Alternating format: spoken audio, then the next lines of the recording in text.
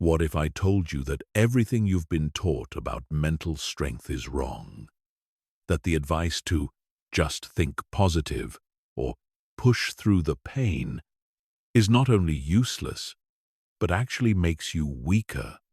Right now, millions of people are struggling with stress, anxiety, and overwhelming challenges, believing that mental toughness is something you're either born with or you're not. But the truth is far more powerful and far more actionable than that. Mental strength isn't about suppressing emotions or pretending everything is fine. It's not about grinding through every obstacle with brute force willpower. Real mental strength is a trainable skill, backed by neuroscience, that allows you to rewire your brain's response to stress, uncertainty, and adversity. The people who seem unbreakable, who thrive under pressure, and bounce back from setbacks faster than others, they're not superhuman. They've simply learned to train their minds the same way athletes train their bodies. By the end of this video, you'll have a complete system for building unshakable mental resilience. You'll understand the science behind why your brain reacts the way it does to stress.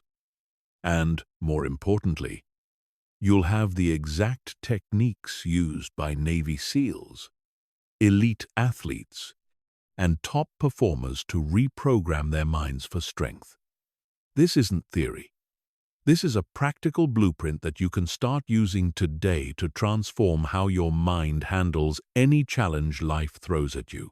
Chapter 1. Why traditional mental health advice fails you. Most people approach mental strength completely backwards. They wait until they're already overwhelmed, stressed, or broken down. Then they try to fix themselves with positive thinking, meditation apps, or motivational videos. But here's the brutal truth. Trying to build mental strength when you're already in crisis is like trying to build muscle during a heart attack. It's too late, and you're using the wrong approach entirely. The reason traditional advice fails is because it treats symptoms instead of addressing the root cause. Your brain is designed to protect you from threats, and in our modern world, it's constantly misfiring, treating every email, deadline, or uncomfortable conversation as a life-or-death situation. When you tell someone who's having a panic attack to just breathe deeply, you're asking them to override millions of years of evolutionary programming with a technique they've never properly trained. Think about this. If you wanted to run a marathon, would you just show up on race day and hope positive thinking gets you through 26 miles? Of course not. You'd train systematically, gradually building your endurance, strengthening your cardiovascular system, and conditioning your body to handle the stress of long-distance running. Yet when it comes to mental strength, people expect to handle life's marathons with zero training. The most dangerous myth is that mental strength means being emotionally numb or never feeling stressed. This creates a toxic cycle where people judge themselves for having normal human reactions, which actually weakens their mental resilience. Real mental strength isn't about not feeling emotions. It's about developing the capacity to feel them fully while still maintaining clear thinking and effective action.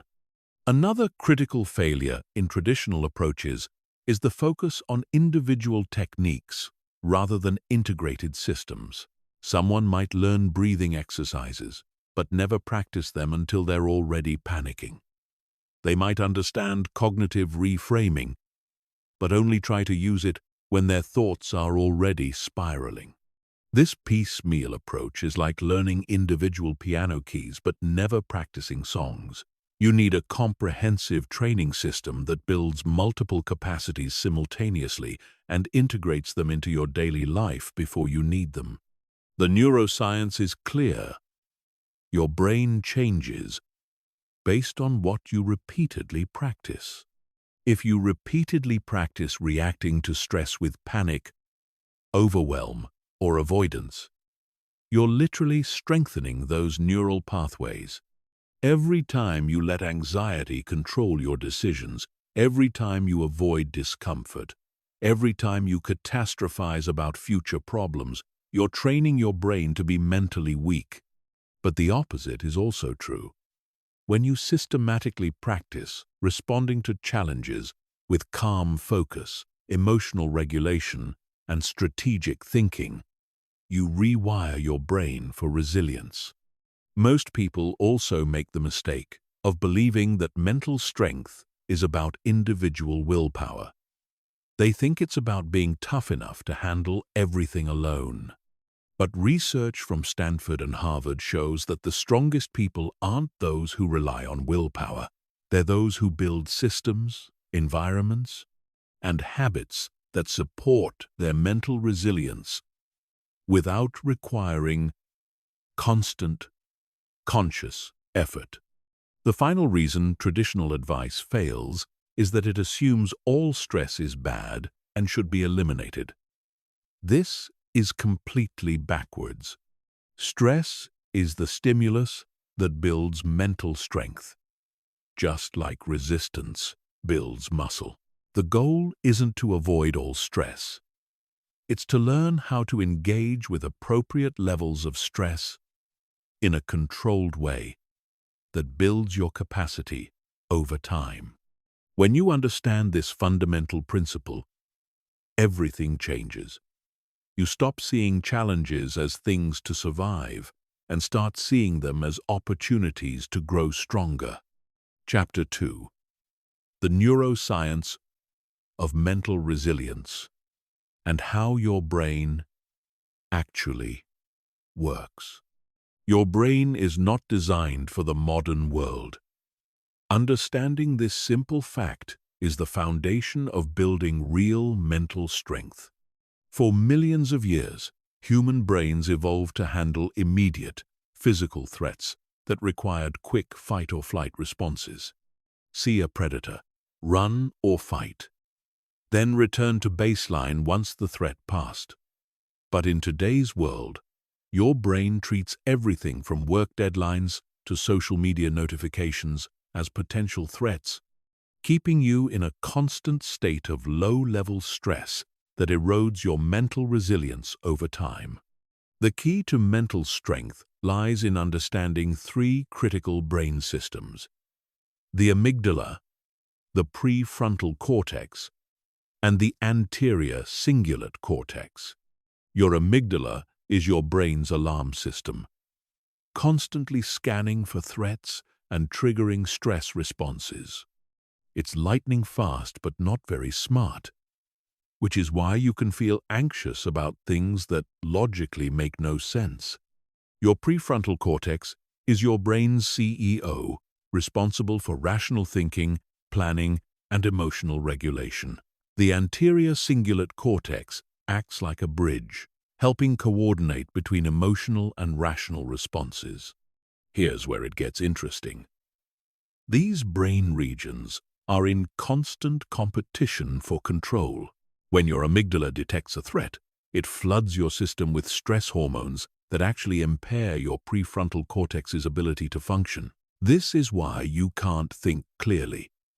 When you're highly stressed or emotional, your rational brain literally goes offline, leaving you at the mercy of primitive fight-or-flight responses that made sense 50,000 years ago but are completely inappropriate for modern challenges. But here's the game-changing insight. You can train these brain systems just like you train muscles. Through specific practices, you can strengthen your prefrontal cortex's ability to stay online during stress, improve your amygdala's threat detection accuracy, and enhance the communication between them. This isn't wishful thinking. It's measurable neuroplasticity, backed by thousands of studies.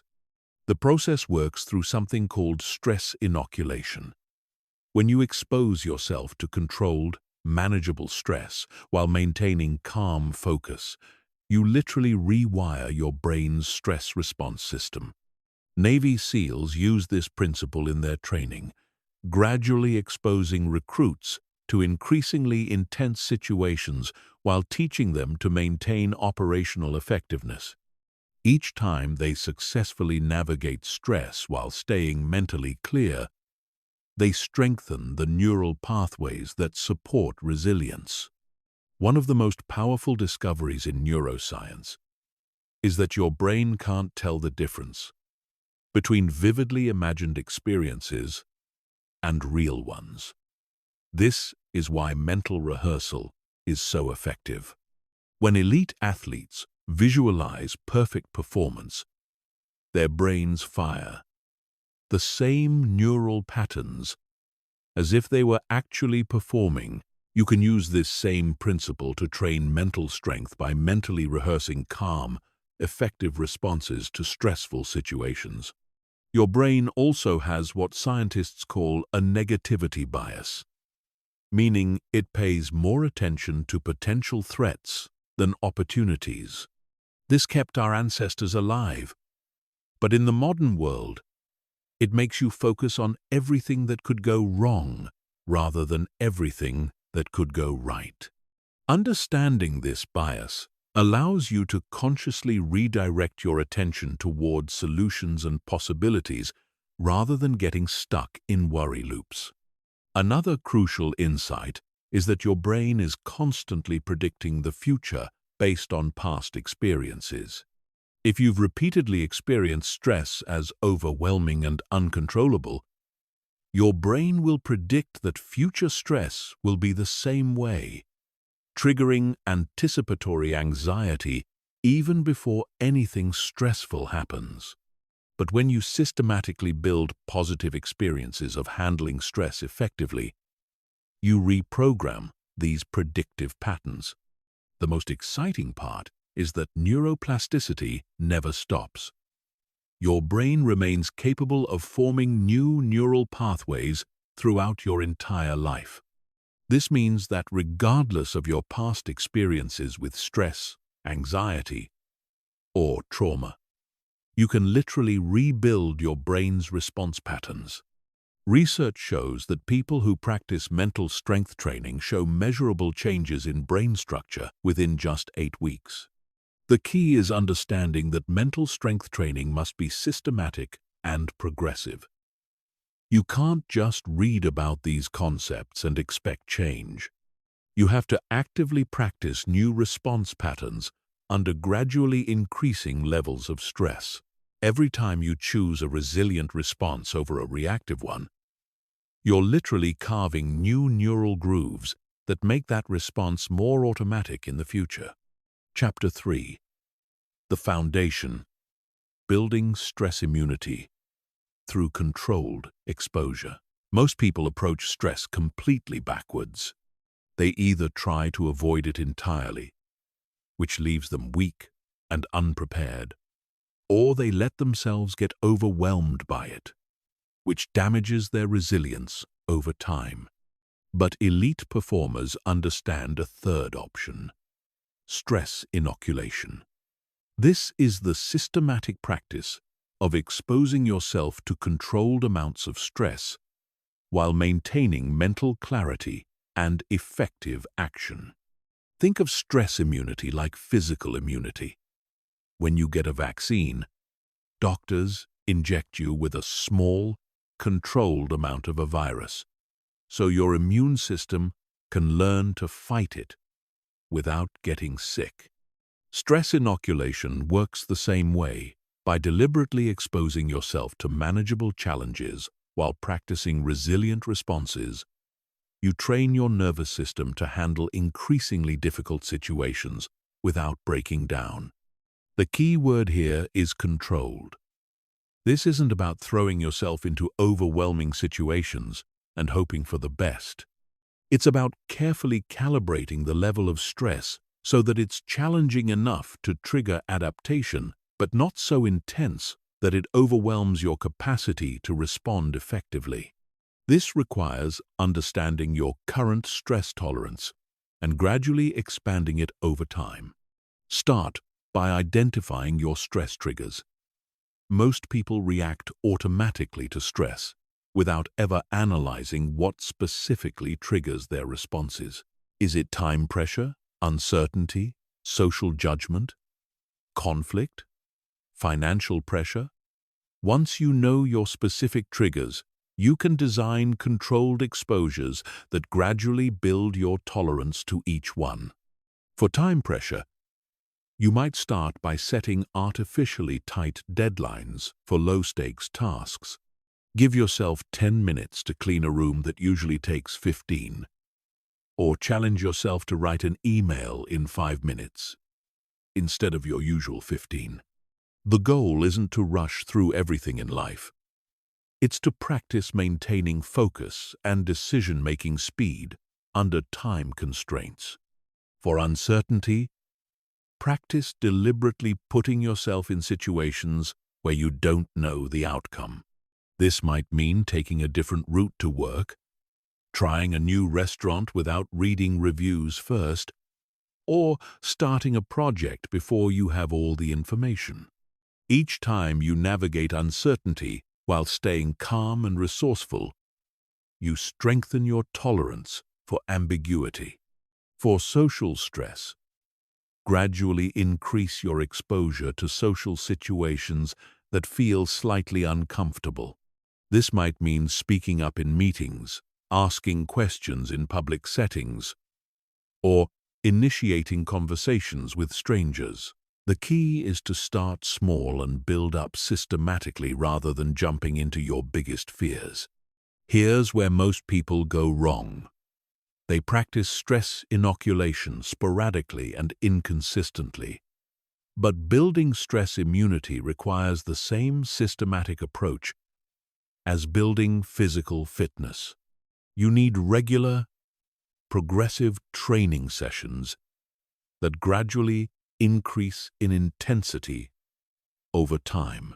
This means scheduling specific times for stress training rather than waiting for stressful situations to happen randomly. One of the most effective protocols is the graduated exposure system. Start with situations that create about a 3 out of 10 stress level. Practice your stress management techniques in these situations until you can maintain complete mental clarity and effective action. Only then do you progress to 4 out of 10 stress levels, then 5, and so on. This gradual progression allows your nervous system to adapt without getting overwhelmed. Another critical component is recovery protocols. Just like you need rest between workout sessions to allow muscle adaptation, you need recovery time between stress training sessions to allow nervous system adaptation. This might involve specific relaxation techniques, quality sleep, or engaging in activities that restore your mental energy. The most powerful aspect of stress inoculation is that it changes your relationship with stress itself. Instead of viewing stress as something that happens to you, you start seeing it as information and opportunity. You develop confidence in your ability to handle whatever comes your way, because you've systematically proven to yourself that you can remain effective under pressure. Advanced practitioners take this even further by deliberately seeking out stressful situations as training opportunities. They volunteer for challenging projects, put themselves in competitive situations, or take on leadership roles that stretch their capabilities. This isn't masochism, it's strategic conditioning. They understand that the only way to build extraordinary resilience is through extraordinary preparation. Chapter 4. Emotional Regulation Mastery. The skill that separates the strong from the weak. The difference between mentally strong people and everyone else isn't that strong people don't feel negative emotions. It's that they've mastered the skill of emotional regulation. The ability to feel emotions fully without being controlled by them. This is the most misunderstood aspect of mental strength. And it's the reason why so many people fail to develop real resilience. Most people live at the mercy of their emotions. When they feel angry, they act angry. When they feel anxious, they avoid or procrastinate. When they feel sad, they withdraw and ruminate. They mistake feeling emotions for being controlled by emotions, which creates a cycle where their emotional state dictates their actions, which creates more negative emotions, which leads to more ineffective actions. Emotional regulation is not about suppressing feelings or pretending to be happy when you're not. Research from Harvard Medical School shows that emotional suppression actually weakens mental health and increases stress over time. Instead, emotional regulation is about creating space between feeling an emotion and reacting to it. It's about maintaining your ability to think clearly and act effectively even when you're experiencing intense feelings. The neuroscience behind this is fascinating. When you experience a strong emotion, your amygdala floods your system with neurochemicals that can hijack your rational thinking for up to 20 minutes. During this time, your prefrontal cortex, the part of your brain responsible for good decision-making, is literally impaired. This is why you say things you regret when you're angry or make terrible decisions when you're anxious. But here's what changes everything. You can train your prefrontal cortex to stay online even during emotional storms. This happens through a process called cognitive reappraisal, where you consciously reframe your interpretation of emotional triggers. Instead of seeing anger as something that controls you, you start seeing it as information about your values. Instead of seeing anxiety as a sign of weakness, you recognize it as your brain trying to prepare you for challenges. The first step in emotional regulation mastery is developing emotional awareness. Most people are emotionally illiterate. They know they feel bad or stressed, but can't identify the specific emotions they're experiencing. Research shows that people who can accurately identify and name their emotions have significantly better emotional regulation than those who can't. Start practicing emotional granularity by expanding your emotional vocabulary beyond basic categories like happy, sad, angry, or afraid. Learn to distinguish between frustration and disappointment, between anxiety and excitement, between sadness and grief. The more precisely you can identify what you're feeling, the more effectively you can regulate it. The next level is understanding the difference between primary and secondary emotions.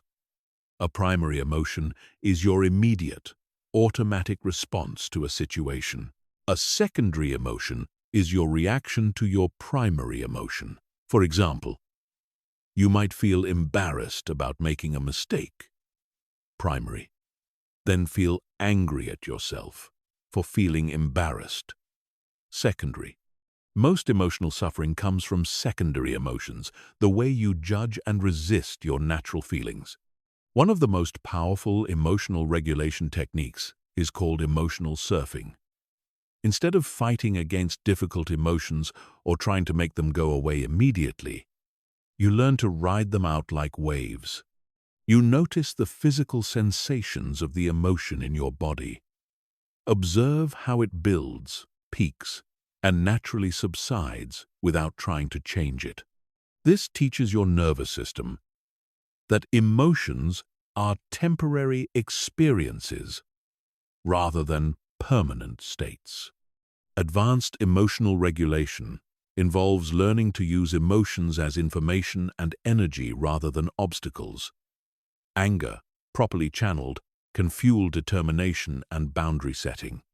Anxiety, properly understood, can enhance focus and preparation. Even sadness can deepen empathy and motivation for change. The goal isn't to eliminate negative emotions, but to transform them into allies. Another critical skill is emotional flexibility, the ability to experience different emotions in response to the same situation depending on what's most useful.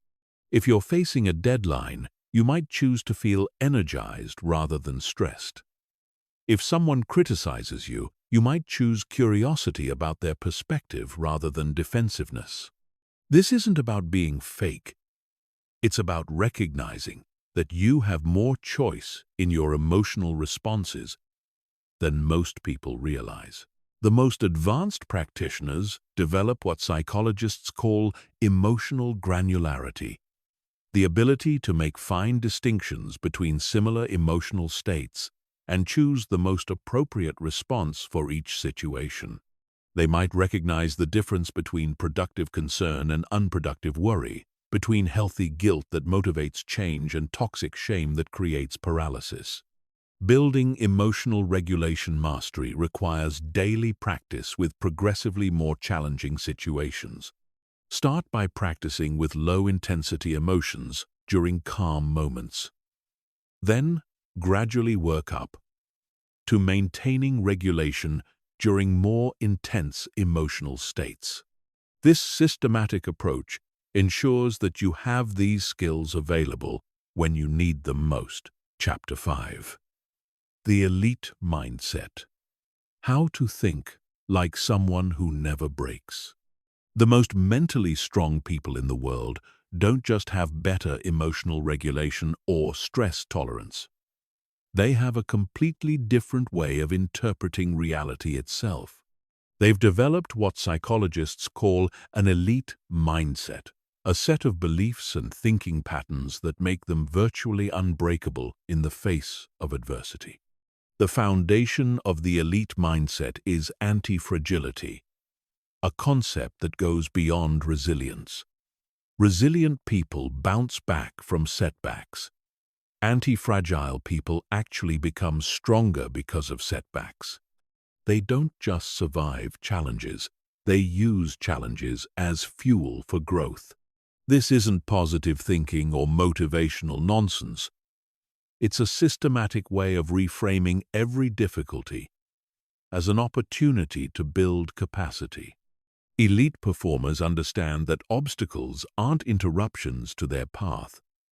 Obstacles are the path. When most people encounter setbacks, they see them as evidence that something is going wrong. When elite performers encounter setbacks, they see them as proof that they're pushing their limits and growing stronger. This fundamental shift in perspective changes everything about how you respond to difficulty. The first element of elite thinking is extreme ownership. This concept, developed by Navy SEAL commanders, means taking complete responsibility for everything that happens in your sphere of influence, regardless of whether it's technically your fault. This isn't about self-blame or guilt. It's about power. When you take ownership of a situation, you immediately gain the power to change it. When you blame external factors, you make yourself a victim with no control. Most people resist extreme ownership because they think it means accepting blame for things that aren't their fault. But elite performers understand that blame and responsibility are different things. You might not be responsible for what happens to you, but you're always responsible for how you respond to what happens to you. This distinction is the difference between feeling powerless and feeling empowered. The second element is what's called the growth mindset, but taken to an extreme level. Most people understand growth mindset as believing you can improve through effort. Elite performers take this further. They believe that every failure contains the seeds of future success, that every weakness points toward a strength they haven't developed yet, and that every limitation is just their current edge, not their permanent boundary. This creates what researchers call a challenge orientation rather than a threat orientation. When most people face difficulties, their brains automatically categorize them as threats to be avoided or survived. Elite performers train themselves to automatically categorize challenges as opportunities to test and expand their capabilities. This isn't just optimistic thinking, it's a complete rewiring of how their nervous system responds to uncertainty. Another crucial element is long-term thinking. Most people operate from day to day or week to week, making decisions based on immediate comfort or short-term gains. Elite performers think in decades. They make decisions based on who they want to become and what they want to build over the long term, not on how they feel in the moment. This long-term perspective makes them incredibly resilient to short-term setbacks because they understand that temporary failures are just data points in a much larger trajectory. Elite performers also develop what's called strategic patience. They understand that real strength is built slowly and methodically over time, not through dramatic gestures or intense bursts of effort. They're willing to invest months or years in building capabilities that others aren't willing to develop because they understand that sustainable excellence requires sustainable practices. One of the most powerful aspects of elite thinking is the ability to find meaning in suffering. This doesn't mean seeking out unnecessary pain, but it means being able to extract value and purpose from inevitable difficulties. Viktor Frankl discovered this principle in Nazi concentration camps, noting that people who could find meaning in their suffering were more likely to survive than those who couldn't. Elite performers practice what's called cognitive flexibility, the ability to see situations from multiple perspectives and choose the most empowering interpretation. If they get rejected for a job, they might see it as a sign that they need to develop new skills, or as protection from a role that wouldn't have been right for them, or as motivation to start their own business. They don't just accept the first interpretation their brain offers, they actively generate alternatives and choose the one that serves their growth. Another key element is what researchers call grit, but it's more sophisticated than just persistence. Elite performers develop the ability to maintain passion and perseverance toward long-term goals despite failures, adversity, and plateaus. They understand that progress isn't linear and that apparent setbacks are often part of a larger pattern of growth that only becomes visible over time. The most advanced element of elite thinking is what some call the observer mind. Elite performers develop the ability to step outside their immediate experience and observe their thoughts and emotions with detachment. This allows them to respond strategically rather than reactively, even in highly charged situations. They can literally watch themselves experiencing stress or anger without being controlled by these experiences. Chapter 6. The Daily Training Protocol. Building mental muscle through systematic practice. Most people wait until they're in crisis to try building mental strength, which is like waiting until you're drowning to learn how to swim. Real mental strength comes from daily training protocols that systematically build your psychological capacity before you need it.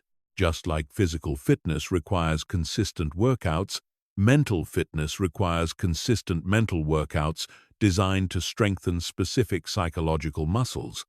The foundation of mental training is understanding that your mind responds to progressive overload just like your body does.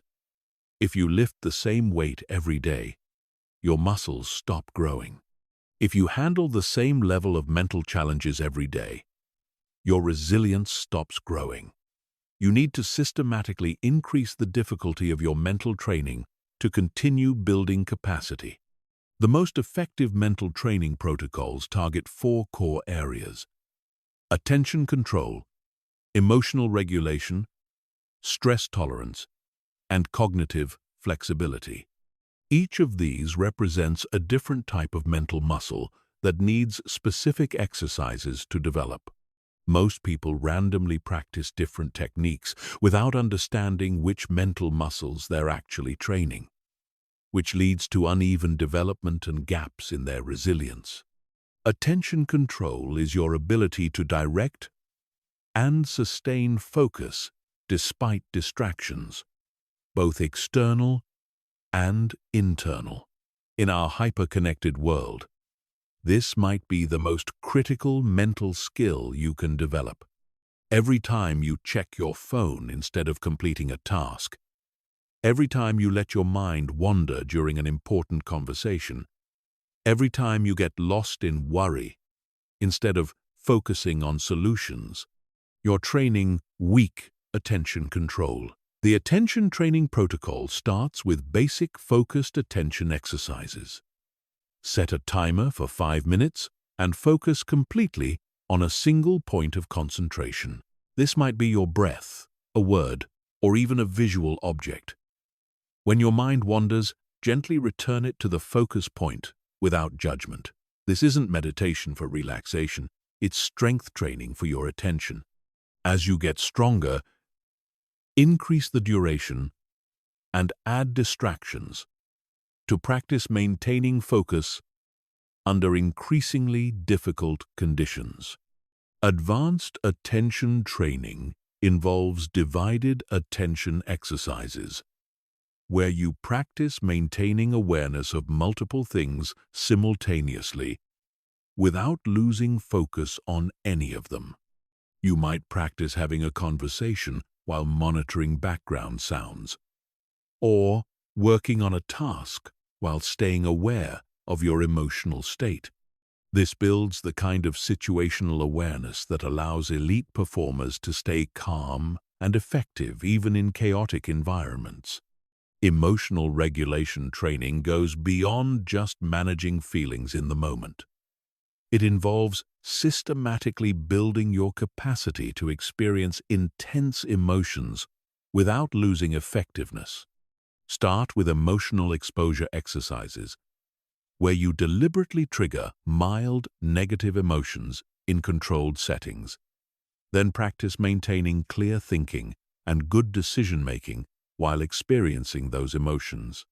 One powerful protocol is the emotional challenge ladder. Create a list of situations that trigger specific emotions, ranked from mild to intense.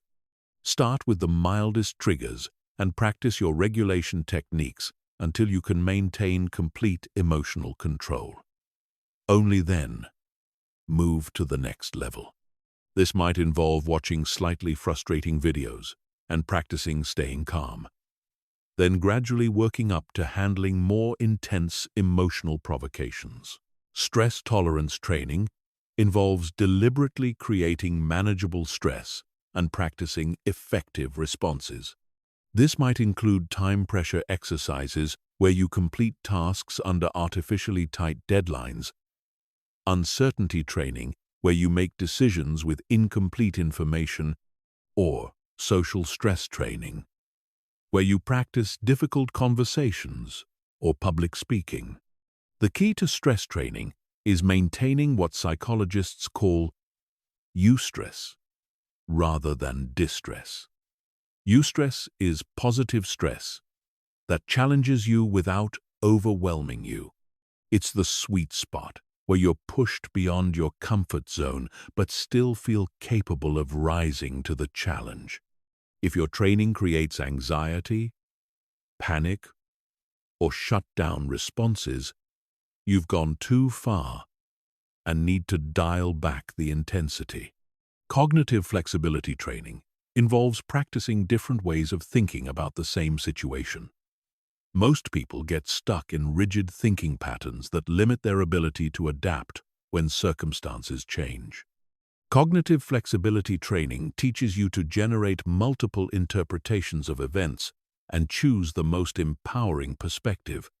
One effective exercise is perspective shifting, where you take any challenging situation and practice viewing it from at least 3 different angles. How would an optimist see this? How would a pragmatist see this? And how would someone who loves challenges see this? The goal isn't to force positive thinking, but to expand your mental repertoire, so you have more options for how to interpret and respond to difficulties. The most advanced practitioners develop what's called mental cross-training, where they deliberately engage in activities outside their comfort zones to build general mental resilience. An analytical person might take improvisational acting classes to build comfort with uncertainty. A highly organized person might practice managing deliberately chaotic situations. A conflict-averse person might join debate clubs to build comfort with disagreement. Recovery protocols are just as important as training protocols. Your nervous system needs time to integrate new patterns and restore its capacity between training sessions. This might involve specific relaxation techniques, quality sleep, physical exercise, or activities that naturally restore your mental energy. The training schedule should follow the same principles as physical fitness. Consistency is more important than intensity. Progressive overload prevents plateaus, and variety prevents boredom while building well-rounded capacity. Most people benefit from daily attention training, 3 to 4 weekly emotional regulation sessions, 2 to 3 weekly stress tolerance sessions, and 1 weekly cognitive flexibility challenge. Advanced practitioners also use environmental design to create automatic training opportunities. They might deliberately choose the longer checkout line to practice patience, take cold showers to build discomfort tolerance, or schedule challenging conversations to practice emotional regulation under real conditions. The goal isn't to make your life more difficult, but to systematically build psychological capacity so that when real challenges arise, you have the mental strength to handle them effectively. Every day you skip mental training is a day your mental muscles atrophy, just like skipping physical workouts. But every day you follow your training protocol is a day you become more resilient, confident, and unbreakable. Chapter 7. Mental Rehearsal and Visualization. Programming your mind for automatic success. Most people vastly underestimate the power of mental rehearsal because they think visualization is just daydreaming or wishful thinking. But neuroscience has proven that your brain can't distinguish between vividly imagined experiences and real ones. When you mentally rehearse successful performance, you're literally programming neural pathways that will activate automatically when you face similar situations in real life. Elite athletes have understood this for decades. Olympic performers spend hours each day visualizing perfect execution of their skills, not because they're being lazy, but because mental practice is often more effective than physical practice for building consistent performance under pressure. The same principles that allow a gymnast to visualize a perfect routine can allow you to visualize calm, effective responses to any challenging situation. The key to effective mental rehearsal is understanding the difference between outcome visualization and process visualization. Most people visualize outcomes, imagining themselves receiving awards, getting promotions, or achieving goals. While this can be motivating, it doesn't actually build the neural pathways needed to perform well under pressure. Process visualization, on the other hand, involves mentally rehearsing the specific thoughts, feelings, and actions that lead to successful outcomes. Instead of visualizing yourself giving a confident presentation, you would visualize the process. Feeling nervous before you start. Taking 3 deep breaths to center yourself. Making eye contact with friendly faces in the audience, speaking slowly and clearly, handling questions with curiosity instead of defensiveness, and maintaining confident posture throughout. This type of detailed process rehearsal creates neural templates that your brain can follow automatically during actual performance. The neuroscience behind this is extraordinary. When you visualize performing an action, your motor cortex fires in almost exactly the same pattern as when you actually perform that action. Your brain literally practices the skill without your body moving. Research shows that people who combine physical practice with mental rehearsal improve faster than those who only practice physically. But mental rehearsal goes far beyond just visualizing success. The most powerful applications involve rehearsing effective responses to difficult situations before they occur. This is called stress inoculation through visualization, and it's one of the most effective ways to build automatic resilience. Start by identifying specific, challenging situations you're likely to face. This might include difficult conversations with your boss, social situations that make you anxious, or high-pressure deadlines. For each situation, create a detailed mental movie of yourself, handling it with complete calm and effectiveness. The visualization needs to be multi-sensory and emotionally realistic. Don't just see yourself succeeding. Feel the physical sensations in your body, hear the sounds around you, and include the emotional challenges you would actually face. If you're visualizing a difficult conversation, include feeling nervous at the beginning, then accessing your inner calm, speaking clearly and confidently, and maintaining emotional regulation even if the other person becomes defensive. Advanced practitioners use what's called stress inoculation visualization, where they mentally rehearse increasingly challenging scenarios while maintaining perfect emotional and mental control. A public speaker might visualize handling technical difficulties, hostile audience members, or forgetting their speech, always ending the visualization with calm, resourceful responses that turn problems into opportunities to demonstrate competence. One of the most powerful techniques is future self-visualization, where you imagine yourself 1, 5, or 10 years in the future, having developed the mental strength you're working toward. You visualize this future self handling challenges that would overwhelm your current self. Then you imagine downloading that future self's wisdom, confidence, and capabilities into your present self. The timing and frequency of mental rehearsal is crucial.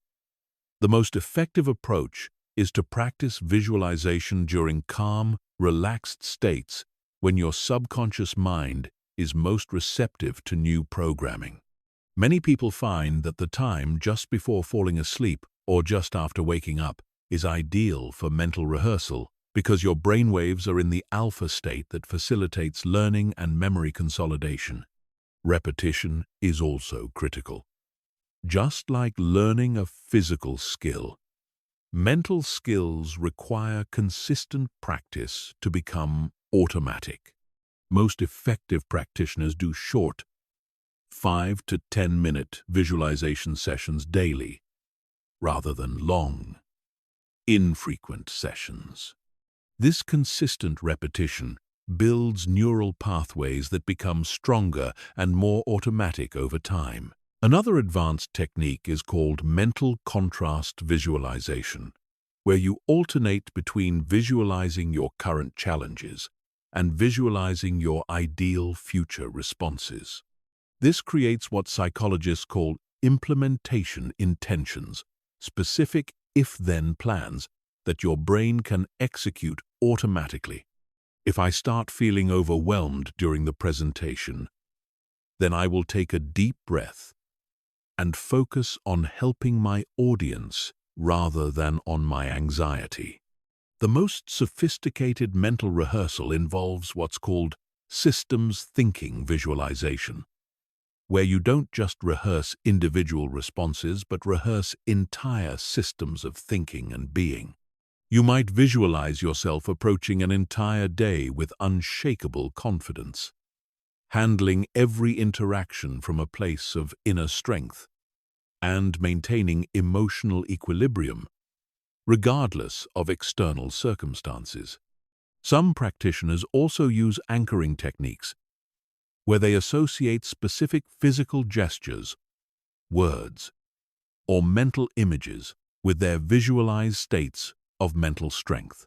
During visualization, they might clench their fist while feeling confident, creating a physical anchor they can use to trigger that same state during real situations. The goal of mental rehearsal isn't to eliminate all nervousness or difficulty from your life, but to program automatic responses that allow you to remain effective even when facing challenges. When you've mentally rehearsed calm confidence hundreds of times, accessing that state becomes as automatic as walking or breathing. Chapter 8. Building Unshakable Confidence. The internal foundation of mental strength. Most people confuse confidence with arrogance, cockiness, or positive thinking, which is why they struggle to build real confidence that lasts. True confidence isn't about feeling good about yourself all the time or believing you can do anything. Real confidence is the deep, unshakable knowing that you can handle whatever life throws at you, not because you'll never fail or struggle, but because you've proven to yourself that you can navigate challenges and come out stronger. The foundation of unshakable confidence is what psychologists call self-efficacy. Your belief in your ability to influence events that affect your life. This isn't about believing you can control everything that happens to you, but about knowing you can control your response to everything that happens to you. This distinction is crucial because it means your confidence doesn't depend on external circumstances being perfect. Most people try to build confidence by avoiding failure or seeking external validation, which creates brittle confidence that crumbles under pressure. Real confidence comes from systematically proving to yourself that you can handle failure, rejection, uncertainty, and setbacks while continuing to move toward your goals. Every time you handle a difficult situation effectively, you make a deposit in your confidence bank account. The first step in building unshakable confidence is conducting what's called a competence inventory. Most people focus on their weaknesses and failures while taking their strengths and successes for granted. This creates a distorted self-image that undermines confidence. A competence inventory involves systematically documenting all the challenges you've already overcome, skills you've developed, and difficulties you've navigated successfully. Write down every significant challenge you've faced in your life and how you handled it.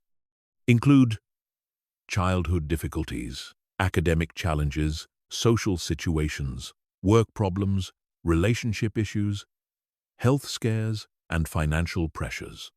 For each situation, identify the specific skills, qualities, and strategies you used to get through it. Most people are shocked to discover how much evidence they already have of their own resilience and capability. Next, develop what's called an anti-fragile identity. Instead of seeing yourself as someone who tries to avoid problems, start seeing yourself as someone who gets stronger through problems. This isn't positive thinking. It's a fundamental shift in how you relate to challenges. When difficulties arise, instead of asking, "Why is this happening to me?" you start asking, "How is this making me stronger?" The most powerful confidence-building practice is called voluntary discomfort. Deliberately putting yourself in uncomfortable situations to prove you can handle them. This might involve taking cold showers, fasting, exercising when you don't feel like it, having difficult conversations, or tackling projects that stretch your abilities. Each time you voluntarily choose discomfort and navigate it successfully, you build evidence that you can handle whatever life throws at you involuntarily. Start small with voluntary discomfort, challenges that are uncomfortable but manageable. Take the stairs instead of the elevator when you're tired. Wake up 15 minutes earlier than necessary, or strike up conversations with strangers. As you build evidence of your ability to handle minor discomforts, gradually increase the challenges. The goal isn't to make your life miserable, but to systematically expand your comfort zone. Another critical component is developing what's called outcome independence. Most people's confidence depends on specific outcomes going their way. They feel confident when they get the promotion, win the competition, or receive approval from others. This creates unstable confidence that disappears whenever outcomes don't match expectations. Outcome independence means deriving your confidence from your effort, growth, and character, rather than from specific results. This involves shifting from external metrics of success to internal metrics. Instead of measuring yourself by whether you get the job, measure yourself by whether you prepared thoroughly and performed authentically. Instead of measuring yourself by whether people like you, measure yourself by whether you showed up as your genuine self. This shift makes your confidence unshakable because it doesn't depend on factors outside your control. Advanced confidence building involves what's called competence stacking, systematically developing skills that build on each other to create exponential confidence growth. Instead of trying to build confidence in every area simultaneously, you focus on developing deep competence in one area. Then transfer that confidence to related areas. For example, you might start by building physical fitness, which develops discipline, persistence, and proof that you can change your body through consistent effort. This physical confidence then transfers to building mental discipline through meditation or learning new skills. That mental discipline confidence then transfers to professional challenges, relationship building, or creative pursuits. The neuroscience shows that confidence literally rewires your brain. When you repeatedly prove to yourself that you can handle challenges, you strengthen neural pathways associated with self-efficacy and weaken pathways associated with self-doubt. This creates an upward spiral where confidence leads to better performance, which creates more evidence of competence, which builds more confidence. One of the most effective techniques is called confidence anchoring, where you associate specific physical postures, breathing patterns, or mental phrases with your most confident states. During times when you feel strong and capable, you practice specific anchors like standing tall, breathing deeply, or repeating empowering phrases. Then you can use these anchors to access confident states even when facing new challenges. The most advanced practitioners develop what's called universal confidence, confidence that transcends specific domains or situations. This comes from understanding that all challenges are fundamentally similar. They all require the same core qualities: clear thinking, emotional regulation, persistent effort, and the willingness to learn from setbacks. When you realize you already possess these qualities and have used them successfully in various contexts, you develop confidence that you can apply them to any new situation. Chapter 9. Crisis Management. Maintaining strength when everything falls apart. The true test of mental strength isn't how you perform when everything is going well, but how you function when your world is falling apart. Crisis situations strip away all the normal supports and structures that usually help you maintain psychological equilibrium. Your job security disappears, your relationship ends, your health fails, or multiple problems hit simultaneously. This is when mental strength training either pays off or you realize how unprepared you really are. Most people respond to crisis with one of three patterns: panic, denial, or shutdown. Panic involves frantic, unfocused activity that wastes energy without solving problems. Denial involves pretending the crisis isn't happening or isn't as serious as it actually is. Shutdown involves becoming paralyzed and unable to take any meaningful action. All three responses make crises worse and extend suffering unnecessarily. Elite mental performers respond to crisis differently. They've trained themselves to enter what's called crisis mode, a state of heightened focus and simplified priorities that allows them to function effectively even when everything is chaotic. Crisis mode isn't about staying calm, it's about staying functional. You might feel scared, angry, or overwhelmed, but you maintain your ability to think clearly, make decisions, and take effective action. The foundation of effective crisis management is what's called psychological triage, the ability to quickly assess a crisis situation and prioritize your responses based on what's most critical. Just like medical triage focuses on treating the most life-threatening injuries first, psychological triage focuses on addressing the most important aspects of a crisis before dealing with secondary concerns. When crisis hits, your brain automatically shifts into survival mode, which can actually impair your judgment by making everything seem equally urgent and important. Psychological triage involves consciously stepping back from the emotional intensity to ask, what absolutely must be handled immediately? What can wait 24 hours? What can wait a week? This prevents you from wasting precious mental energy on non-critical issues during the most acute phase of the crisis. Advanced crisis management involves developing what's called crisis protocols, predetermined response plans for different types of emergencies. Just like fire departments have predetermined response protocols that allow them to function effectively under extreme stress, you can develop personal protocols that automatically activate when specific types of crises occur.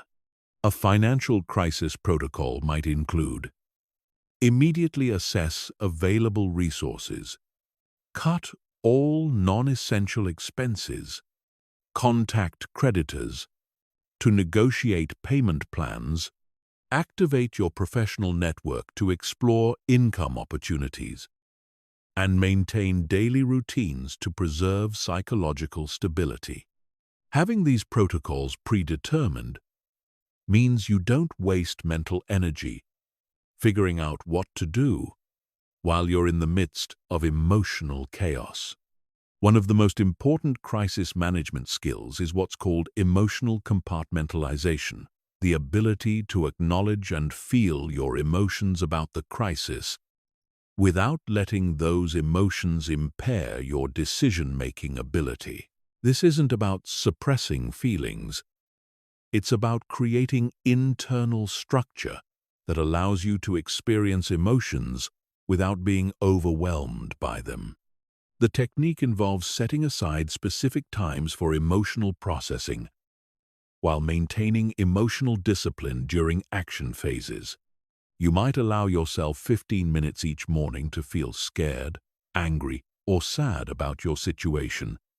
Then shift into problem-solving mode for the rest of the day. This prevents emotions from interfering with effective action. while ensuring you don't suppress feelings in ways that create additional psychological problems. Another critical skill is maintaining what's called resource conservation during crisis. Crises drain your mental, emotional, and physical energy much faster than normal situations. If you try to maintain your normal standards and commitments during a crisis, you'll quickly become exhausted and make the situation worse. Effective crisis management involves deliberately lowering your standards in non-essential areas to preserve energy for dealing with critical issues.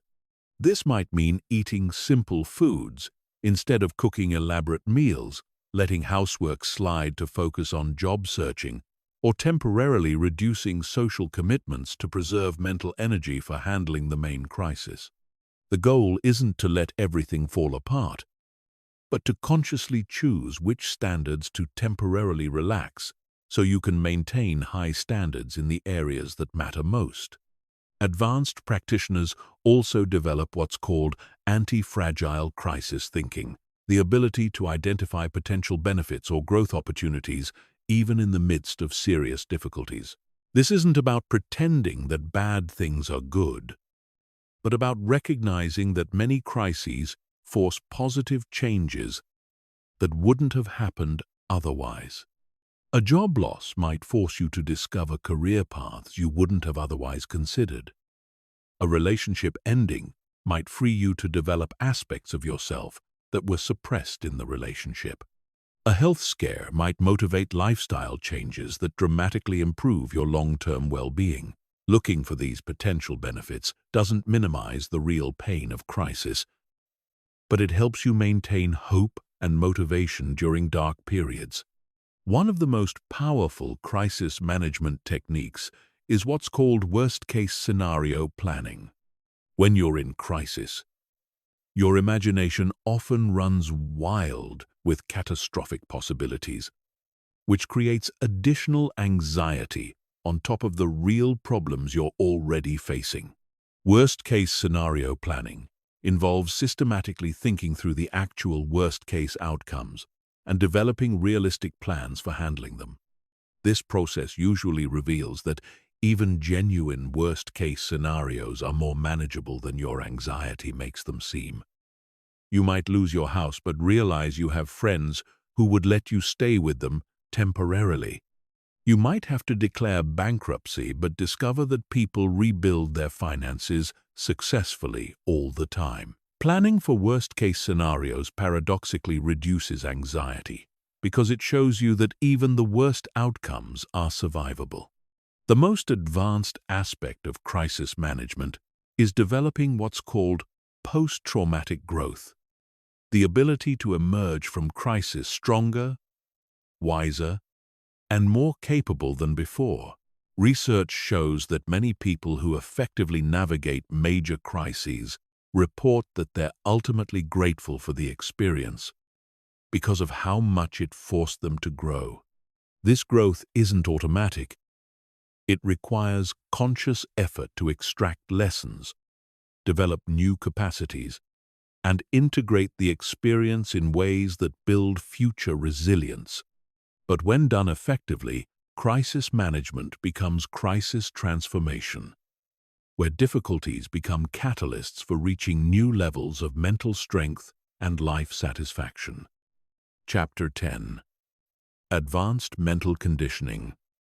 Techniques used by special forces and elite performers. The techniques used by Navy SEALs, Olympic athletes, and other elite performers to develop extraordinary mental toughness go far beyond basic stress management or positive thinking. These advanced methods involve systematic conditioning of the nervous system to function optimally under extreme pressure, maintain clarity during chaos, and access peak performance states on command. One of the most powerful advanced techniques is what special forces call controlled breathing under stress. This isn't the basic breathing exercises most people learn, but specialized breathing protocols designed to maintain optimal brain function during high-stress situations. The technique involves specific breathing ratios that balance your autonomic nervous system even when your body is flooded with stress hormones. The tactical breathing protocol used by elite military units involves inhaling for 4 counts, holding for 4 counts, exhaling for 4 counts, and holding empty for 4 counts, all while maintaining complete mental focus on the breathing pattern. But the advanced aspect isn't the breathing itself. It's practicing this technique while under increasing levels of stress, physical exertion, or cognitive demand. Advanced practitioners train this breathing pattern while doing intense physical exercise, solving complex problems, or engaging in high-pressure activities. The goal is to make optimal breathing automatic, even when every instinct tells you to breathe rapidly or hold your breath.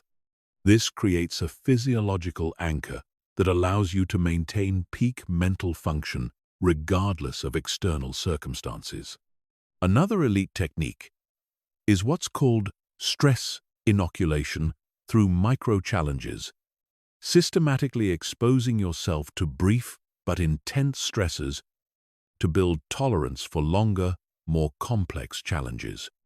This might involve techniques like ice baths, breath-holding exercises, or intense physical challenges that create controlled stress while you practice maintaining mental clarity.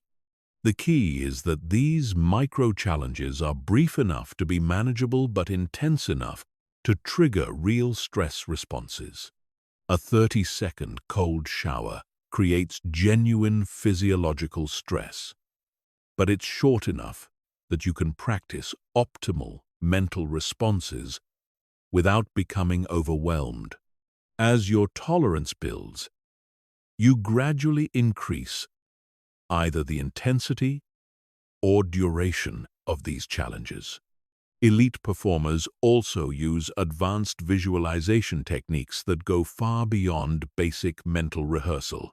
One method is called adversity visualization, where you mentally rehearse handling worst-case scenarios with complete calm and effectiveness.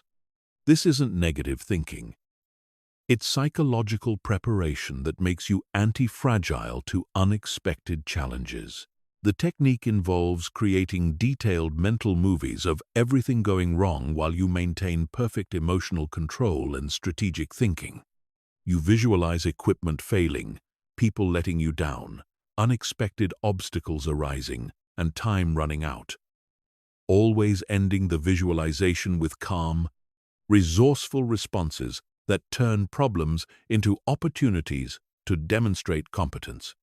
Another advanced method is called performance state anchoring, where you learn to trigger peak performance states instantly through physical, mental, or environmental cues.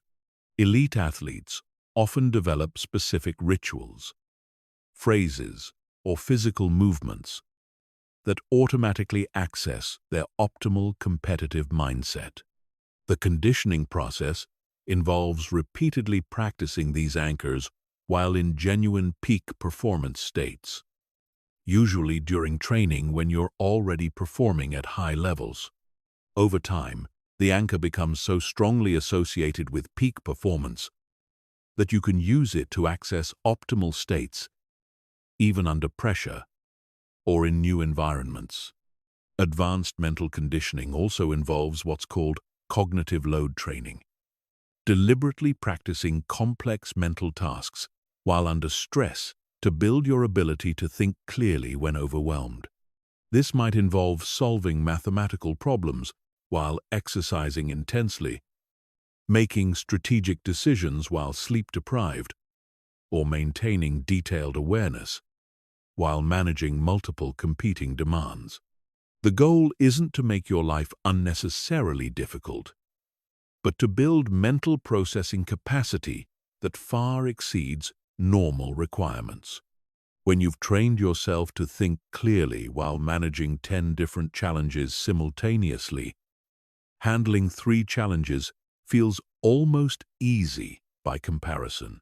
One of the most sophisticated techniques is called identity integration training, where you practice accessing different aspects of your personality on command, depending on what the situation requires. Elite performers often develop multiple identity modes: a focused performer, a calm leader, a creative problem solver, and a resilient warrior. The training involves consciously practicing shifting between these different modes until the transitions become automatic and instantaneous. This allows you to access the optimal mental and emotional configuration for any situation rather than being locked into a single way of being regardless of circumstances. Advanced practitioners also use what's called systems thinking under pressure, the ability to maintain awareness of multiple interconnected variables and their relationships even during high-stress situations. This involves training your mind to track cause and effect relationships, anticipate second and third-order consequences, and make decisions based on systemic understanding rather than immediate reactions. The conditioning process involves deliberately practicing complex decision-making while under various forms of stress, gradually building your ability to maintain strategic perspective, even when every instinct tells you to focus narrowly on immediate problems. Perhaps the most advanced technique is what's called transcendent motivation training, where you learn to access sources of motivation that go beyond personal comfort, success, or even survival. Elite performers often develop the ability to tap into purpose that transcends individual concerns, whether that's service to others, commitment to excellence, or contribution to something larger than themselves. This transcendent motivation becomes a source of strength that remains available even when personal motivation fails, fear becomes overwhelming, or circumstances become genuinely threatening. It's what allows elite performers to maintain effectiveness even when facing situations that would break people who only have personal motivation to rely on. Chapter 11. The Social Dimension. Building mental strength through strategic relationships. Most people think mental strength is a solo journey, something you develop in isolation through individual willpower and personal discipline. This is one of the biggest misconceptions about resilience. The truth is that the mentally strongest people in the world understand that resilience is fundamentally social. They strategically build relationships and environments that amplify their mental strength rather than drain it. Your social environment is either making you stronger or making you weaker every single day. There's no neutral ground. The people you spend time with, the conversations you engage in, and the energy you absorb from others all directly impact your mental resilience. Most people allow their social environment to happen to them randomly, surrounding themselves with whoever happens to be convenient or available. Elite performers design their social environment deliberately to support their mental development. The foundation of social mental strength is understanding the difference between energy givers and energy takers. Energy givers are people who leave you feeling more capable, motivated, and resilient after spending time with them. They challenge you to grow, support your goals, and maintain high standards for themselves and others. Energy takers are people who consistently drain your mental resources through negativity, drama, victim mentality, or demanding excessive emotional support without reciprocating. Most people tolerate energy takers in their lives because they feel guilty about setting boundaries or because they've been conditioned to believe that being a good person means being available to everyone who needs help. But here's what elite performers understand. Allowing energy takers unlimited access to your mental resources doesn't make you compassionate. It makes you weak. You can't give what you don't have, and you can't help others develop strength if you're constantly depleting your own. Building social mental strength requires what's called strategic relationship design. This means consciously choosing to spend more time with people who elevate your thinking, challenge your assumptions, and model the kind of mental toughness you want to develop. It also means limiting exposure to people who consistently reinforce victim mentality, negative thinking patterns, or low standards for personal growth. This doesn't mean cutting off everyone who's going through difficult times or only associating with successful people. It means distinguishing between people who are facing challenges while maintaining personal responsibility and growth mindset versus people who have made victimhood and negativity core parts of their identity. The most powerful social strategy for building mental strength is what's called the mentor-peer-student model. This involves simultaneously maintaining relationships with people who are more mentally strong than you are, people who are at your current level, and people who are less developed than you are. Each type of relationship serves a different function in your development. Mentors are people whose mental toughness you admire and want to emulate. These might be formal mentors, coaches, or simply people you observe and learn from. The key is to actively study how they think, how they handle challenges, and what principles guide their decision-making. Most people are too proud or intimidated to actively seek mentorship, which keeps them stuck at their current level indefinitely. Peers are people who are working on similar challenges and have similar levels of mental development. These relationships provide accountability, shared learning, and mutual support during difficult times. The most effective peer relationships involve honest feedback, shared challenges, and mutual commitment to growth rather than just social comfort. Students are people you're helping to develop mental strength. Teaching others forces you to clarify your own thinking, reinforces your own learning, and creates accountability for maintaining high standards. When you know someone is looking up to you as an example of mental toughness, you're less likely to allow yourself to slip into weak thinking patterns. Another critical aspect of social mental strength is developing what's called emotional contagion immunity.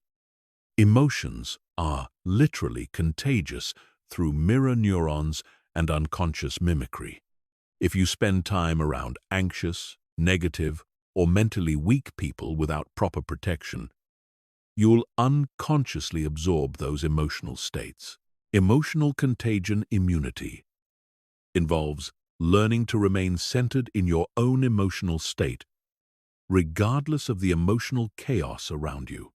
This isn't about being cold or disconnected. It's about maintaining your ability to choose your emotional responses rather than automatically mirroring whatever emotions others are projecting. The technique involves practicing emotional boundaries where you can empathize with others without absorbing their emotional states. You can understand that someone is anxious without becoming anxious yourself. You can care about someone's problems without taking on their stress. This skill is essential for anyone who wants to help others while maintaining their own mental strength. Elite performers also understand the power of what's called collective efficacy, the shared belief among a group that they can handle challenges and achieve difficult goals together. This is why special forces units, elite sports teams, and high-performing organizations spend so much time building team cohesion and shared identity. You can apply this principle by consciously building or joining groups that share your commitment to mental strength and personal excellence. This might involve joining or creating mastermind groups, training partners, accountability groups, or communities focused on high performance. When you're surrounded by people who expect excellence from themselves and each other, maintaining high standards becomes automatic rather than requiring constant willpower. One of the most advanced social strategies is what's called selective vulnerability. This involves strategically sharing your challenges, fears, and growth areas with people who can provide useful support and feedback, while maintaining appropriate boundaries with people who would use that information to undermine your confidence or create drama. Many people make the mistake of either oversharing with everyone, which can damage their reputation and drain their energy, or sharing with no one, which prevents them from accessing valuable support and perspective. Selective vulnerability means carefully choosing who gets access to your inner world based on their ability to provide constructive support. The most sophisticated practitioners develop what's called social leadership, where they actively shape the mental culture of their relationships and environments. Instead of just trying to protect themselves from negative influences, they become positive influences that elevate everyone around them. This involves modeling the kind of mental strength you want to see in others, initiating conversations that promote growth and solutions rather than complaints and problems, and creating shared experiences that build collective resilience. When you become a source of mental strength for others, you not only help them, but also reinforce your own commitment to maintaining high standards. Chapter 12. Long-term maintenance. Staying mentally strong when life gets comfortable. The greatest threat to mental strength isn't crisis, failure, or external adversity. It's success and comfort.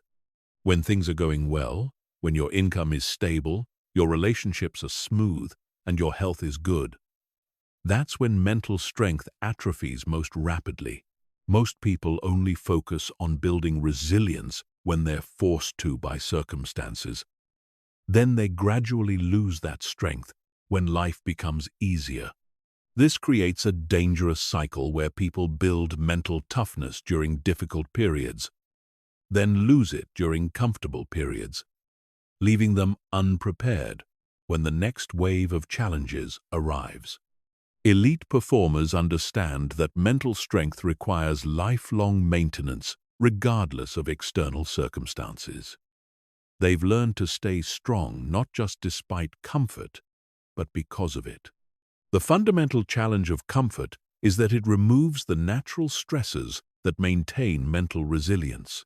Just like physical muscles atrophy when they're not challenged, mental muscles weaken when life becomes too easy.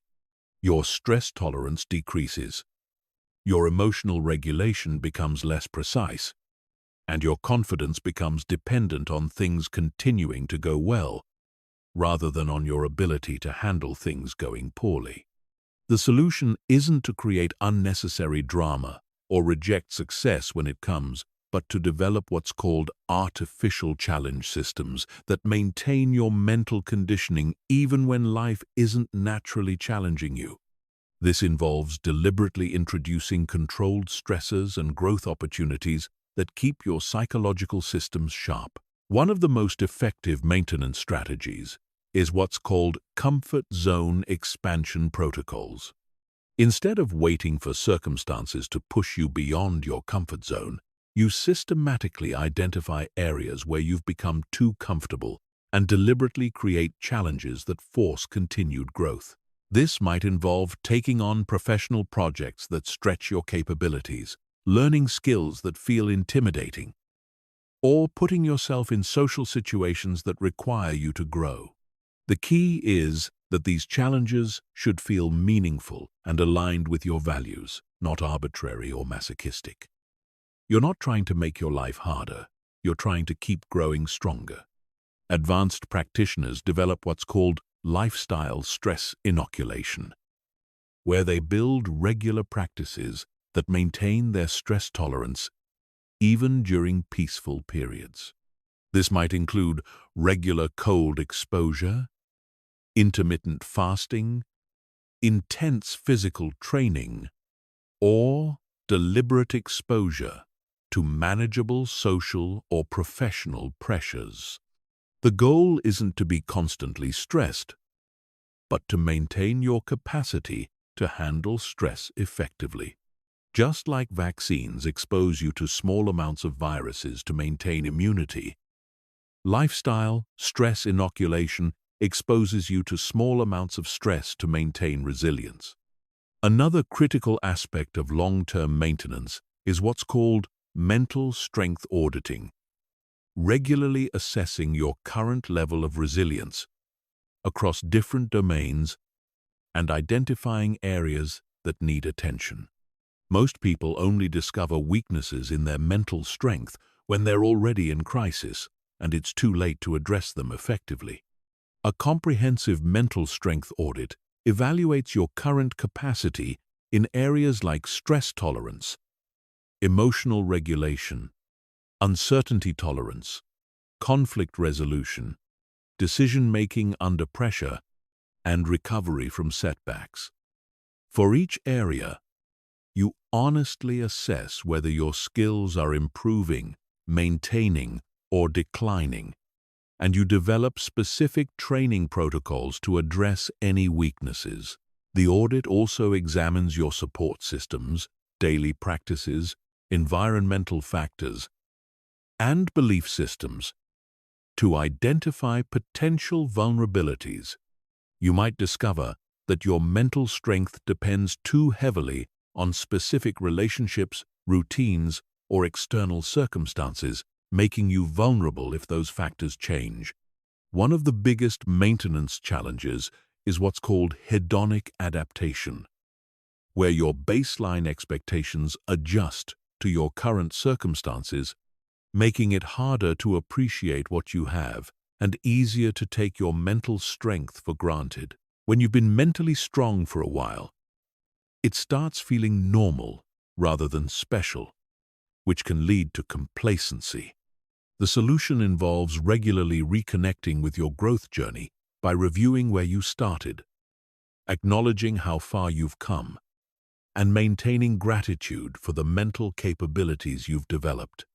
This isn't about becoming self-congratulatory, but about maintaining awareness of what you've built so you stay motivated to preserve and enhance it. Another powerful maintenance strategy is what's called teaching and mentoring others. When you help other people develop mental strength, you're forced to articulate your own principles, refine your understanding, and maintain high standards in your own behavior. Teaching others also reminds you of fundamental concepts that you might otherwise take for granted. The most effective approach involves finding people who are at earlier stages of their mental strength journey and providing guidance, accountability, and encouragement. This might happen through formal coaching or mentoring, or through informal relationships where you serve as an example and resource for others. Advanced maintenance also involves what's called periodic intensity cycles, where you deliberately go through periods of higher challenge and intensity, followed by periods of integration and recovery. Instead of trying to maintain constant intensity or constant ease, you create rhythms that include both challenge and rest. This might involve planning quarterly challenges where you push yourself significantly beyond your normal comfort zone, followed by periods where you integrate what you learned and allow your nervous system to recover. This prevents both the stagnation that comes from too much comfort and the burnout that comes from too much intensity. The most sophisticated maintenance approaches involve what's called adaptive goal setting, where you continuously adjust your mental strength objectives based on your changing life circumstances, values, and capacities. What challenges you at 20 might not challenge you at 40, and what seemed important in one life stage might be irrelevant in another. This requires regularly reassessing what mental strength means for your current situation and adjusting your training accordingly. You might shift from building stress tolerance to refining emotional subtlety, or from developing individual resilience to building leadership capabilities that help others develop strength. Perhaps the most critical aspect of long-term maintenance is developing what's called intrinsic motivation for mental strength. When you first start building resilience, you might be motivated by external pressures, fear of failure, or desire for achievement. But sustainable mental strength requires finding reasons to stay strong that go beyond external circumstances. This often involves connecting mental strength to your deepest values and sense of purpose. You maintain resilience not because you have to, but because being mentally strong allows you to show up as your best self for the people and causes you care about. This intrinsic motivation remains stable regardless of external success or comfort levels. Chapter 13. Mental Strength Leadership. Elevating others while becoming unbreakable yourself. The highest level of mental strength isn't just personal resilience. It's the ability to help others develop unbreakable mindsets while becoming even stronger yourself. When you can maintain your own mental toughness while simultaneously elevating the mental strength of everyone around you, you've reached a level of psychological mastery that most people never even consider possible. Mental strength leadership goes far beyond just being a good example or offering encouragement when others face challenges. It's about understanding how to create environments, conversations, and experiences that systematically build resilience in others while reinforcing your own commitment to mental excellence. This is what separates truly elite performers from those who are just personally resilient. The foundation of mental strength leadership is understanding that strength is contagious when transmitted properly. Most people try to help others by giving advice, sharing their experiences, or providing emotional support. While these can be helpful, they don't actually build mental strength in others. Real mental strength can only be developed through guided experience, where people learn to handle challenges themselves with appropriate support and feedback. The key is creating what psychologists call scaffolded challenges, situations where people face genuine difficulties that stretch their capabilities but remain within their zone of proximal development. This means the challenge is hard enough to require growth, but not so overwhelming that it creates trauma or shutdown responses. As a mental strength leader, your role is to design these experiences, provide the right amount of support, and help people extract the lessons that build their confidence and capability. This requires deep understanding of each person's current capacity, their specific growth edges, and the types of challenges that will most effectively build their particular weak areas. One of the most powerful leadership techniques is what's called progressive challenge design.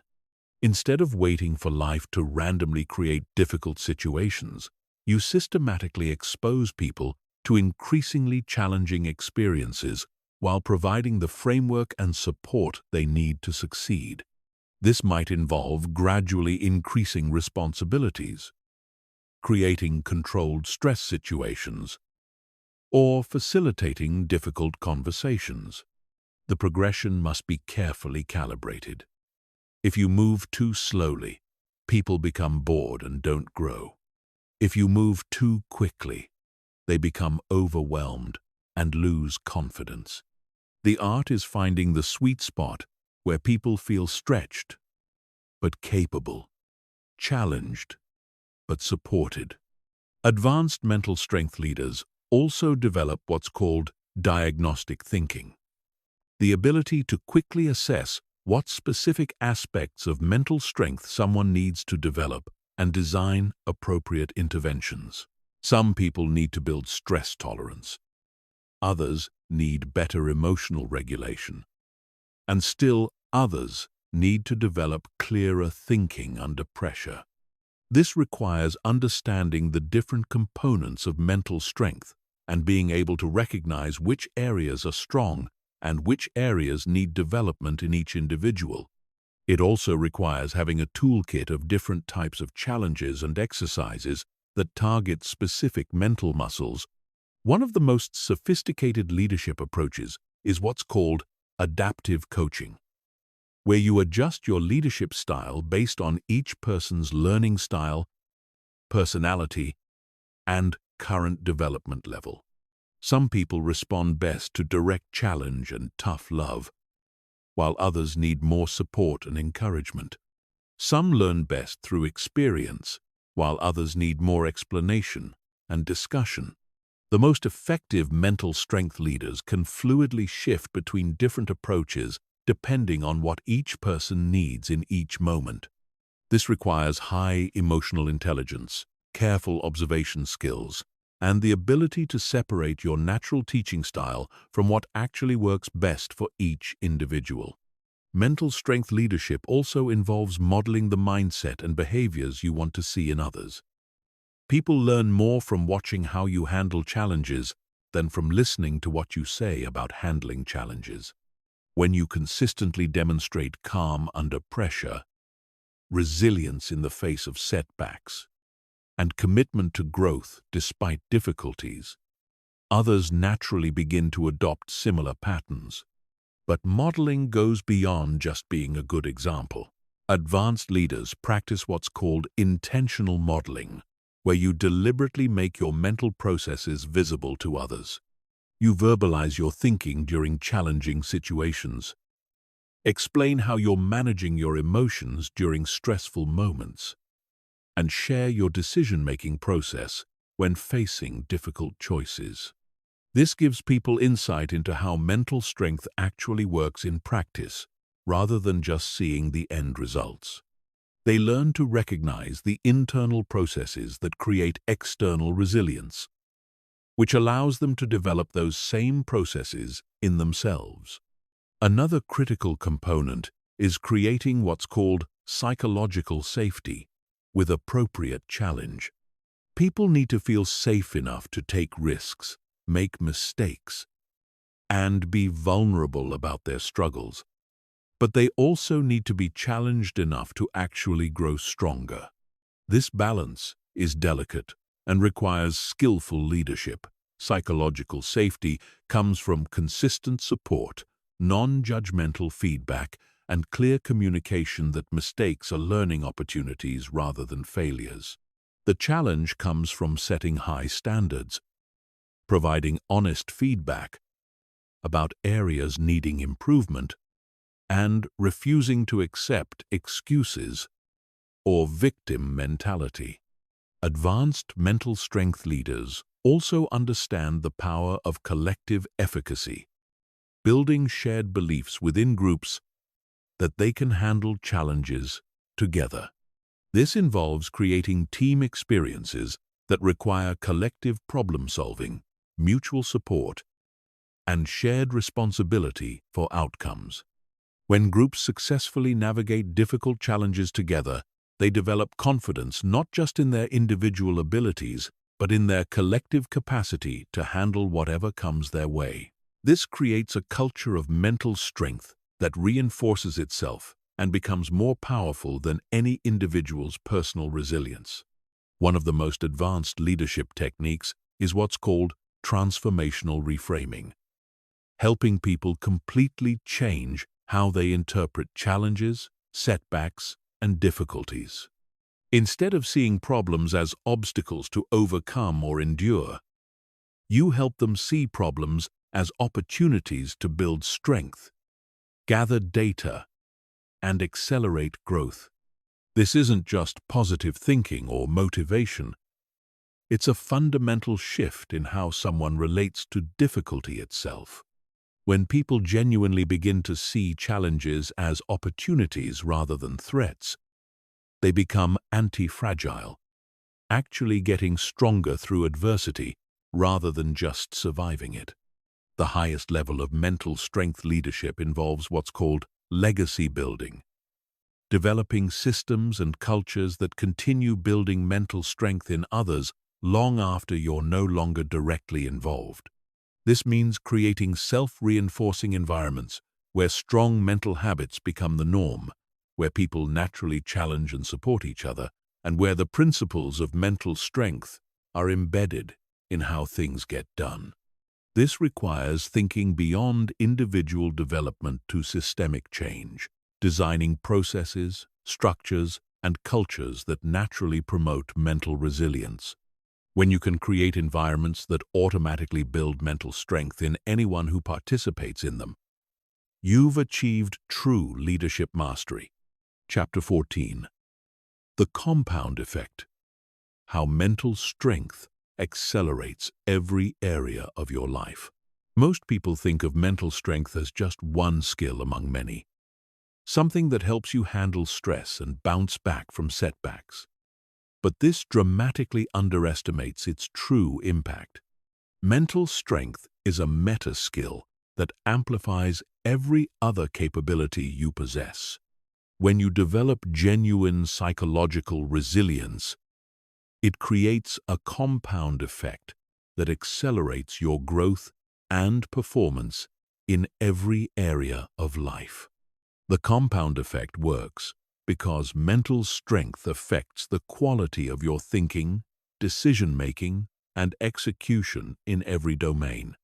When you can think clearly under pressure, regulate your emotions effectively, and maintain long-term perspective, despite short-term difficulties, you make better decisions in your career, relationships, health, finances, and personal development.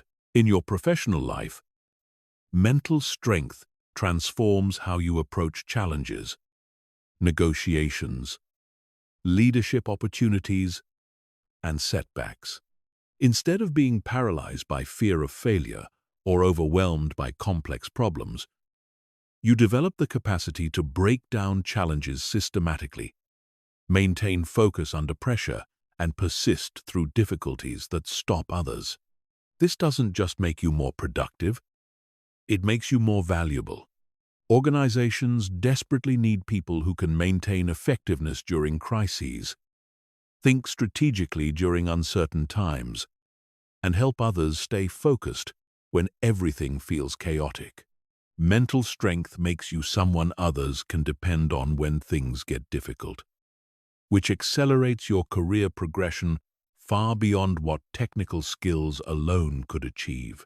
The financial impact is equally significant. Mental strength affects every aspect of financial decision-making, from avoiding emotional spending during stress to maintaining long-term investment strategies despite market volatility.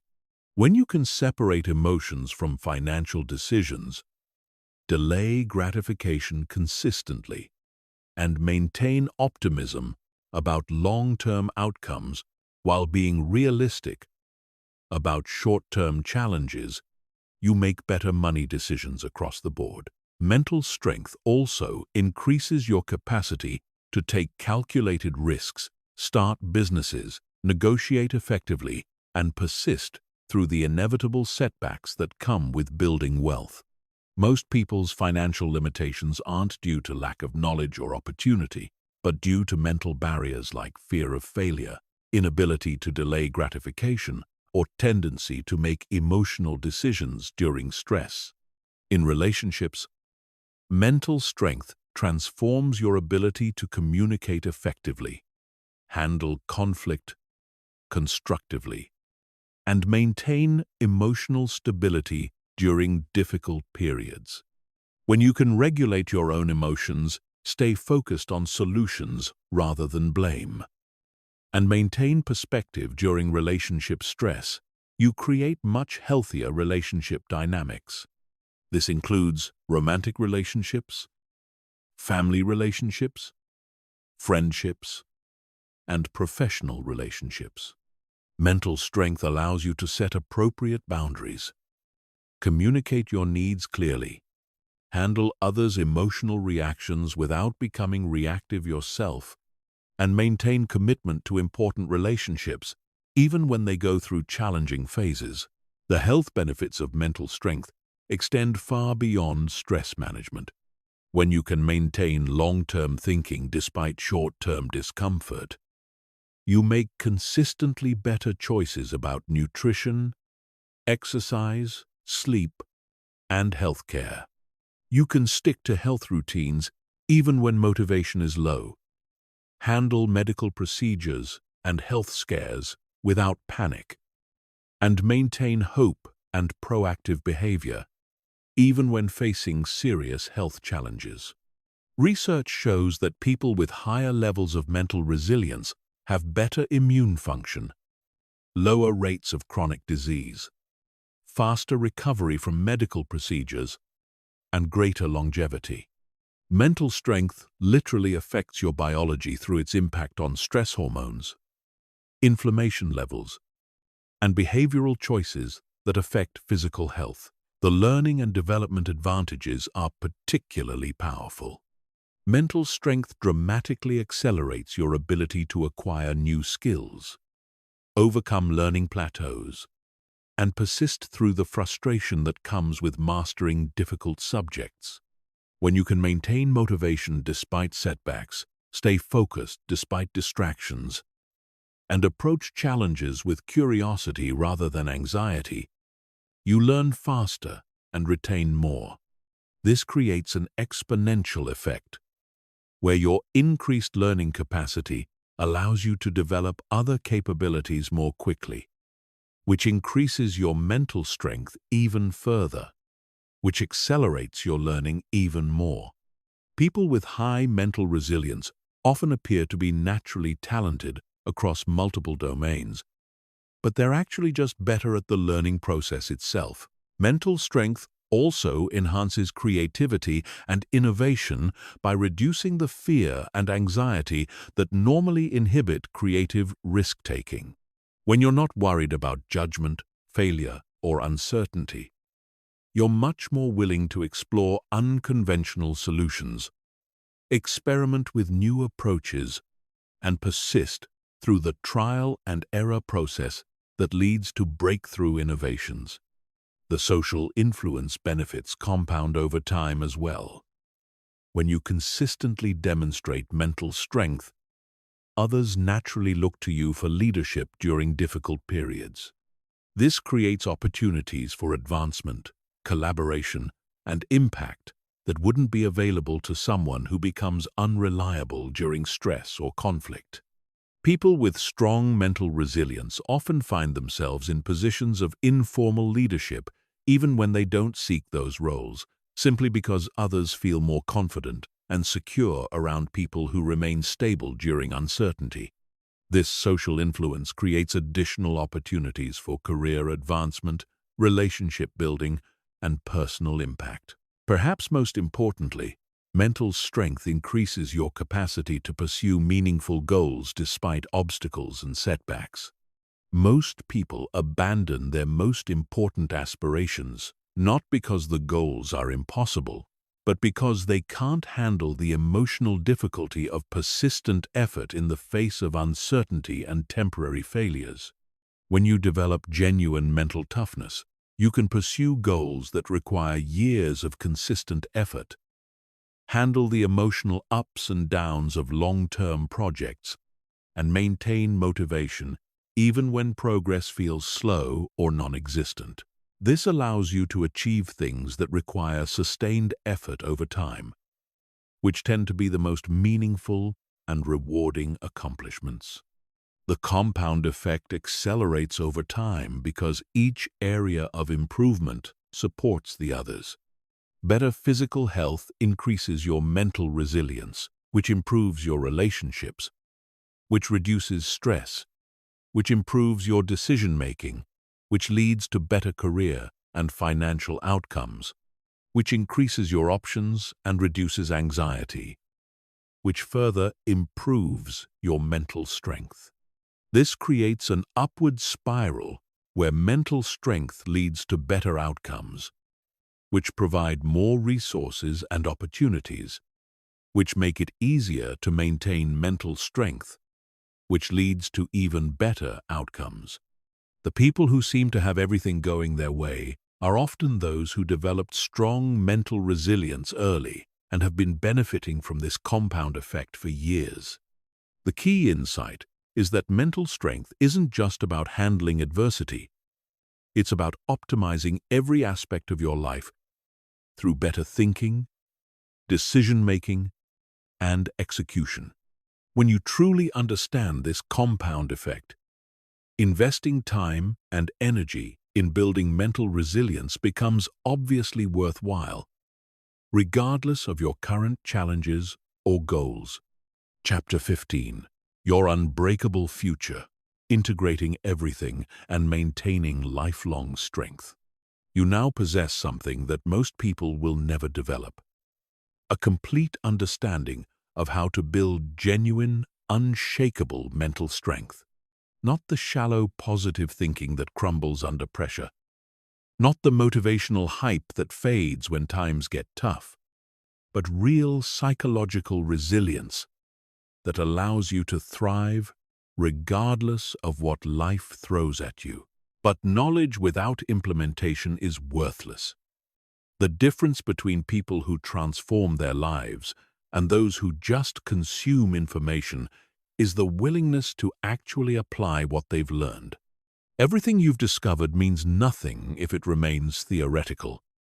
Your mental strength is only as real as the daily practices you're willing to commit to and the challenges you're willing to face.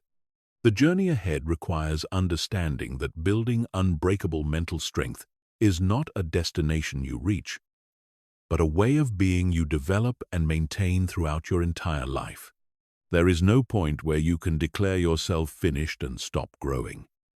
The strongest people in the world understand that strength requires constant cultivation, constant challenge, and constant refinement. Your first step is conducting an honest assessment of where you currently stand. Most people overestimate their mental strength because they've never truly tested it under pressure. They confuse feeling confident during easy times with actually being resilient during difficult times. Real mental strength assessment requires examining how you perform during stress, setbacks, uncertainty, and sustained pressure. Look at your recent responses to challenging situations. Did you maintain clear thinking under pressure, or did you become reactive and emotional? Did you persist through difficulties while maintaining effectiveness, or did you give up or burn out? Did you recover quickly from setbacks, or did they derail you for extended periods? This honest assessment shows you exactly where you need to focus your development efforts. The integration process requires developing what's called a personal mental strength protocol, a systematic approach to building and maintaining resilience that fits your specific life circumstances, personality, and goals. This isn't a one-size-fits-all program, but a customized system that addresses your unique strengths and weaknesses. Your protocol should include daily practices for attention training, emotional regulation, and stress inoculation. It should include weekly challenges that push you beyond your comfort zone in controlled ways. It should include monthly assessments of your progress and adjustments to your training based on what you're learning about yourself. And it should include quarterly intensive periods where you deliberately test your mental strength under more demanding conditions. The daily practices don't need to be time-consuming, but they need to be consistent. 5 to 10 minutes of focused attention training, a few minutes of emotional regulation practice, and one small voluntary discomfort challenge can build significant mental strength over time. The key is making these practices non-negotiable parts of your routine, like brushing your teeth or eating meals. The weekly challenges should systematically address areas where you feel less confident. If uncertainty makes you anxious, design challenges that involve making decisions with incomplete information. If conflict makes you uncomfortable, Practice having difficult conversations or expressing disagreement respectfully. If time pressure stresses you out, create artificial deadlines that push you to perform under time constraints. One of the most critical aspects of long-term success is building what's called anti-fragile systems rather than just personal resilience. This means creating environments, relationships, and routines that not only support your mental strength, but actually make you stronger when they're disrupted. Anti-fragile systems include diverse income sources that make you more secure when one source disappears. Multiple meaningful relationships that strengthen your social support when individual relationships change. Various sources of identity and self-worth that remain stable when any single source is threatened, and flexible routines that maintain your mental training even when your schedule is disrupted. Your mental strength development should also include teaching and mentoring others. This serves multiple purposes. It reinforces your own understanding of mental strength principles. It creates accountability for maintaining high standards in your own behavior. It builds your leadership skills and social influence. And it contributes to something larger than your personal development. The teaching doesn't need to be formal. You can model mental strength in your daily interactions, share insights with friends and family members who are interested, offer support to people facing challenges, and create informal accountability relationships with people who share your commitment to personal growth. Advanced practitioners also develop what's called legacy thinking, where they consider how their mental strength will impact not just their own lives, but the lives of people around them and future generations. When you develop genuine resilience, you model what's possible for your children, colleagues, and community. You become proof that people can be strong, capable, and thriving regardless of circumstances. This legacy perspective provides motivation that goes beyond personal benefits. Even when you don't feel like maintaining your mental training, you can draw on your commitment to being an example of what humans are capable of. This transcendent motivation becomes especially important during periods when personal motivation feels low. Perhaps most importantly, you must understand that the path ahead will include setbacks, plateaus, and periods where you question whether this work is worth the effort. Mental strength development is not linear. You'll have periods of rapid growth, followed by periods where progress feels invisible. You'll have times when you feel incredibly resilient, followed by times when you feel more fragile than ever. These fluctuations are normal and actually necessary for long-term development. The plateaus force you to deepen your practice rather than just expanding it. The setbacks teach you that your strength is more resilient than your confidence. The doubts help you distinguish between genuine wisdom and mere bravado. The people who develop truly unbreakable mental strength are those who persist through these natural cycles without interpreting temporary difficulties as evidence that they're failing or that the process isn't working. They understand that building psychological resilience is like building physical fitness.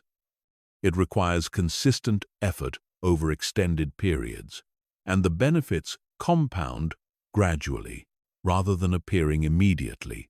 Your unbreakable future depends on your willingness to commit to this process for the long term.